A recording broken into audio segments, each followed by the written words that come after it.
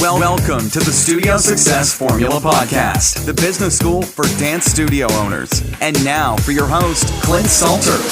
Hey dance studio owners, it's Clint Salter here from the Studio Success Formula Podcast, and welcome to episode number 57. Now, this week isn't going to be a long one for you, but I'm hoping that it's going to be an impactful one, because just the other week we were having a conversation in the Dance Studio Owners Association about revenue, and in particular additional revenue streams that you can have in your dance studio. Because probably like most of you, when I started my dance studio, we essentially had two revenue streams. We had revenue coming in from group classes that we did. That was our main revenue came from our group lessons that we had. And then that first year, we also introduced private lessons. And so we had revenue coming in from that. Now, towards the end of the dance year, we had our recital, our concert, and that was a revenue stream as well. Ticket sales that came in from that first show. But there's essentially 11 main revenue streams that you can introduce into your studio, and I wanted to talk a little bit about them today to give you a bit of a snapshot, a bit of a rundown of what these revenue streams are, because so often studio owners, they have their group lessons, they have their private lessons, they probably have a couple of other things that I'm going to talk about today, but it's not just about introducing these revenue streams, it's also about leveraging these revenue streams and really diving deep into them so you can get the maximum impact, but also get the maximum return on your investment. Now, your investment might be time, it might be money to put these new revenue streams into your studio. But what I love about these is you've already got a target market right there. Like when you think about the students, the parents who are already in your studio, they're not just there to dance and do dance classes. So there's so many other reasons that they come to dance. So why don't you offer additional things that they can purchase from you to make their life easier, to make their life more enjoyable, to make them feel part of the family, to make them feel nurtured and supported, to help them further their dance training and lessons that they're doing for you. I mean, there are so many different ways that you can add value to your current customers. And that's how I want you to frame it. I want you to frame it of how can we add more value to our customers? What are they crying out for? What are they saying? Like when we do surveys, what are they saying that their challenges are? Or they wish, we had a solution for something that they're struggling with. And that's really what we want to identify out of those surveys. Obviously, we're not talking about surveys today, but when we do surveys in our studio, we want to do at least 2 a year, and we want to get the bad stuff, the stuff that could be improved, but we also want to look at the great stuff, and we want to look at the stuff where they feel like they could be further supported, and if there's a way that we could introduce something that could help them with that. So, okay, let's kind of run through these pretty quickly. Now, it is something that I go through in a lot of detail within our association, the Dance Studio Owners Association and the Studio Success Formula program. So if you want more details, please check them out, or you can send me an email directly. You just need to email transform@studiosuccessformula.com, and that'll come directly to me and Bench from my team as well. And we'll get back to you as soon as possible if you want some more detail. So let's jump straight in. So the first one, which I talked about, is group lessons. And that's where we might have, at least 10, maybe 20, maybe 30 students, depending on the class and the age group and the level in a class. And we're charging per class per hour a fee for those people, those students to come into our classes. So that's group lessons. I don't need to explain that too much. Private lessons is number 2. And that's when we're generating income from people coming to our studio and then they decide, hey, I want to do a private lesson, maybe for a competition or in a Stedford or for a performance piece, at a competition, or maybe it's in the local community or something, or a talent quest.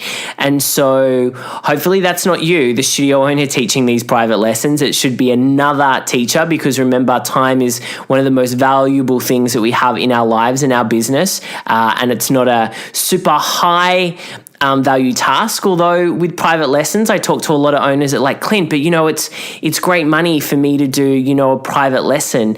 When you take into account cutting music, preparing for that private lesson, I'd much prefer you to be working on higher value tasks like marketing, like retention. So little side tip there, but hopefully you're not teaching those private lessons and you've got another teacher doing those private lessons. Now, a couple of ways that you can structure this, and there are many, is that hopefully you do make money out of private lessons is the first thing, because this is about additional revenue streams. So I know a lot of studio owners who just say to the teacher, oh, you can take a private lesson in my studio and you just take the money. So you actually essentially make nothing. Actually, what you're really doing is it is costing you money to have that private lesson. Switching on lights, electricity for the stereo, people opening up the studio, wear and tear on the floor.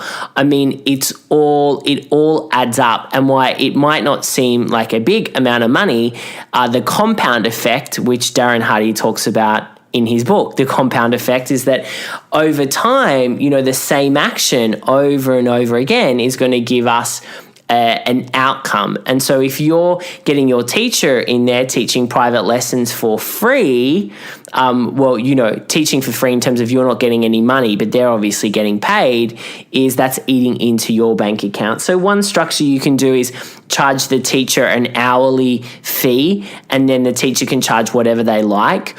Or you can have a flat rate for privates and the student parent pays you directly, and then you add it on to your teacher's wage, the amount you pay them every week. So there's some more details we could jump into in that, but essentially that is private lessons, and I've just given you a couple of ways that you can make it work. But if you're not generating income from these and you are doing them because you're just saying to the teacher, off you go, I would definitely rethink that strategy. Number 3 is uniforms and merchandise. This is a big category, but as a studio owner, you should definitely have a uniform, and not just from a revenue perspective. I mean, you can do extremely well when it comes to selling uniforms, and whether you get them manufactured overseas in Asia or you get them done locally. If you're getting them done locally and in small quantities, there's not going to be as much as a margin for you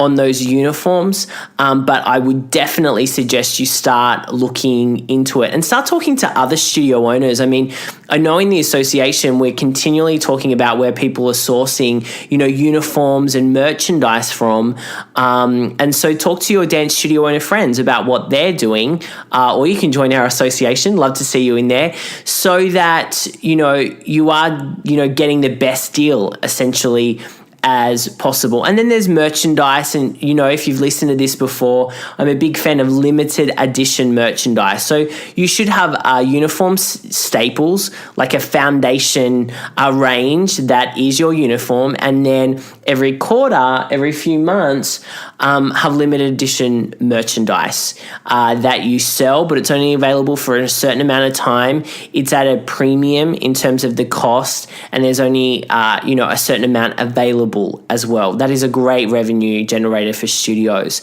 Number 4 is that you might have a shop within your studio where you sell food and drinks. Now, you won't be able to retire and buy an island and sip mojitos for the rest of your life by just introducing a shop into your studio.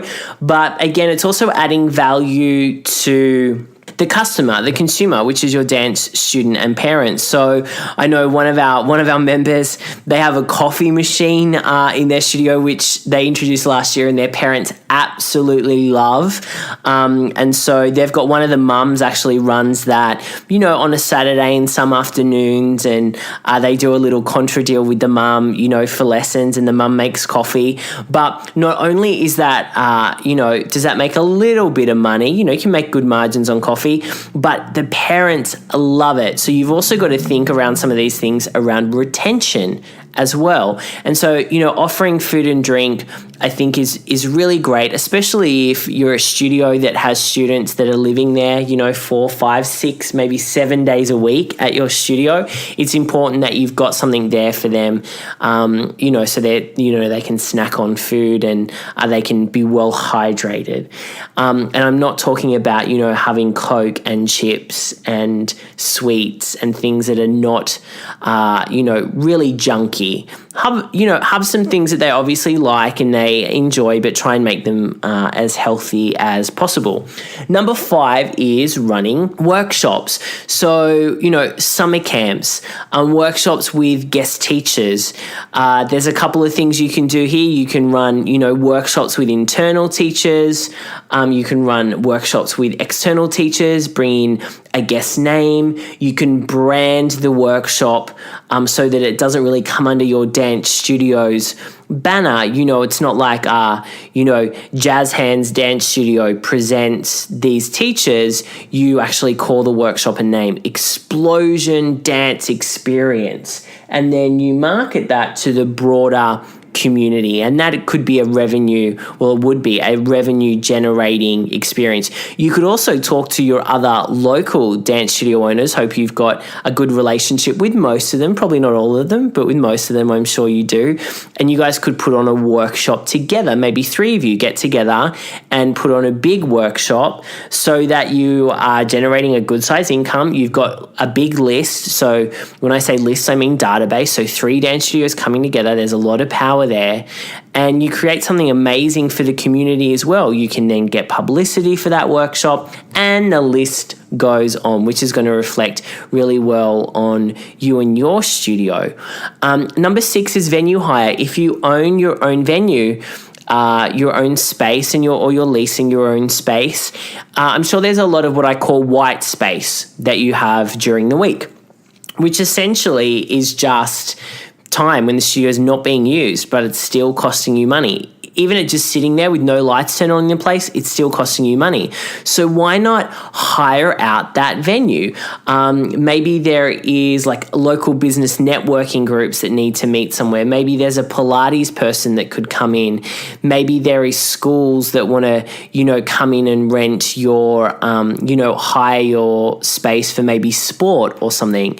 Maybe there's like a mother's group. There's lots of different places there. You can go on things like Gumtree, any of those like directories where you could put a space for hire, and then you've just got to heavily vet them. So, you make sure the people that are coming in essentially aren't going to trash the place. But that's a great time for you to make money when the venue's not even being used. Number 7, we're nearly there, 7 out of 11, 7-11. Number 7 is birthday parties. Now, don't roll your eyes when I say birthday parties, because I know a lot of you will, and you'll think, Clint, but it's so much work. There's too much work involved in birthday parties. There's 2 things you can do here. You can run them yourselves. It's something that we go through with our members, the strategy around creating birthday parties and getting staff on board and junior staff and training them. That's one thing you can do, and create a party that, kids absolutely love. You would have seen a huge, over the last couple of years, Frozen birthday parties have been massive. And a lot of our members I've seen have been doing these Frozen birthday parties, and they've gone absolutely insane, like selling them out. The great thing with birthday parties is your target market is coming to your studio. They are the people that will be doing birthday parties. Plus, you can also advertise it externally through like Facebook ads, through strategic partnerships. That's if you do it yourself. The other option is you go to a couple, like 3 existing birthday party suppliers. So people that are already doing birthday parties and say, hey, do you want a new venue on your roster that you can use for your birthday parties? So then essentially it's venue hire, and you'll add cleaning fees and that type of thing as well. But a lot of party places love dance studios because it's perfect for, their disco parties, and then they just need to bring in some catering. So that can be a real big winner if you don't want to run them yourselves. Obviously, you'll be making less money, less profit if you don't do them yourself, but kind of saves the hassle. Number 8 around our additional revenue streams is costumes. And a lot of you do costumes, but I've seen a lot of studio owners who do costumes poorly. So they spend a lot of money, a huge amount of money, getting dressmakers to do costumes, and then they might add $5 on to the price of the costume, because, the parents can't afford it.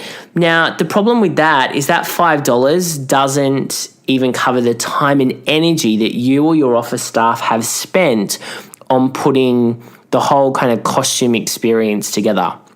So a couple of things that you can do is you can get them made elsewhere, offshore, and there's lots of places in China and Bali that can do costumes for you offshore, where you send in your designs, they'll make them for you, send you samples. You've just got to be super prepared. There's also, websites that can help you, pull together all of your costumes. Again, you've got to be super prepared. You're not going to make a lot of money from that option, though, just letting you know. You will make money from an option where you're, essentially getting them done overseas and you're bringing them in. But to do that, you've got to be really, really organized. Super organized. So, and also with costumes, you can sell them outright. You can also hire them. Number 9, now mainly for our, Australian and our UK studios, do a lot of dance exams. And exams are like your programs where you then go and do an exam at the end of the year and you get, a grade. You get graded on that exam. Now, you can run these through a syllabus like the RAD do for ballet. Or you can run internal exams if you're not doing a syllabus, but you've created your own programs, then you can create internal exams. It's great for students. Again, I'm going to flip into retention because, what I love about this type of structure is that there's progression paths. And a reason why a lot of people will drop out of class or dance classes is because there's no progression pathway laid out for them in those initial stages, in their enrollment stage of joining their studio. Maybe that's for another podcast. But the great thing about doing internal exams is that they might pay you an exam fee. So it's like $20 to sit the exam, and then they get a report. You bring someone in externally who don't know the children. They get a report, and it's like at school when they get a report, just to show, how they are progressing. Now, this isn't for everyone. Obviously, the recreational students, you don't need to do exams for them because they're there to have fun and you don't want to scare them off. But definitely for your competition students, those students that want to do more, that want a career in the industry, these are great. Number 10 is your concert or recital. Now, you should definitely be making, a profit on your concert and recital. The revenue streams in your concert or recital are ticket sales, also sponsorship. So talking to local businesses and getting sponsorship around, your programs, the programs that you sell, physical programs that you sell. Maybe you've got video screens going as well. So sponsorship is a great way to generate more income at your concert or recital, and obviously your tickets. On this topic, you've really got to watch your expenses when it comes to your concert or recital. So often I see studio owners say to me, Clint, I didn't make a profit. And I was like, something is going wrong here. Like that should be a big profit center for you in your studio, but it's because the budgets blow out. So teachers say, no, I want those canes. I don't want the $2 canes. I want the $10 canes. And I don't want the the $5 a meter material. I want the $20 a meter material. And so you've got to be really cautious. And again, preparation is key. around making profit from your concert or recital. So you have to have a budget in place, and every teacher has to have a budget for each of their numbers around costuming, around props, around music editing. If you've got video footage like vision, projecting onto a screen, you need to take that into account. If you employ people to help you backstage, you need to take that into account. So make sure you've got a budget in place. And the last revenue stream, which is a new one, but a great one, is online products. So, for example, we had one of our members last year run a workshop, a summer camp, and they actually filmed the summer camp and then sold it to people who were not available to be there. And so they made sales from having an online product for those people that couldn't actually attend, but they still got to have the experience, essentially in their lounge rooms. And you can do different things like, have a membership offering where, if you think of Amazon Prime, you spend, I think it's like $100, a year. You can do something similar with your studio. And this is something that some of our members have started doing, like VIP programs where they pay a flat rate for the year, an additional fee for the year, and they get things like access to early, the first 2 rows at the recital, at the concert. They get like priority seating. They get like a payment plan for their costumes. I mean, they get lots of different things. And again, something that we talk about in the Dance Studio Owners Association. So I hope that was helpful today, a quick one, but I wanted to run through, the main 11 revenue streams that you can have in your dance studio. I hope it's kind of made you think and go, we could do that. But we all know ideas are cheap, and taking action and implementing is what's really important.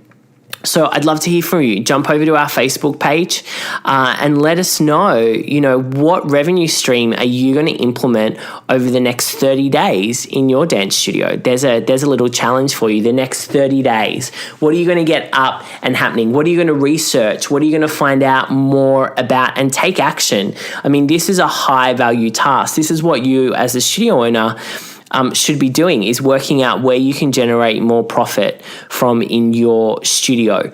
Okay, well, I hope this was valuable for you today. If you have any questions, I also would love to hear from you when you actually implement this. You can send us an email, transform@studiosuccessformula.com. Look forward to hearing from you. Have an awesome rest of the week and talk to you really soon. Bye for now.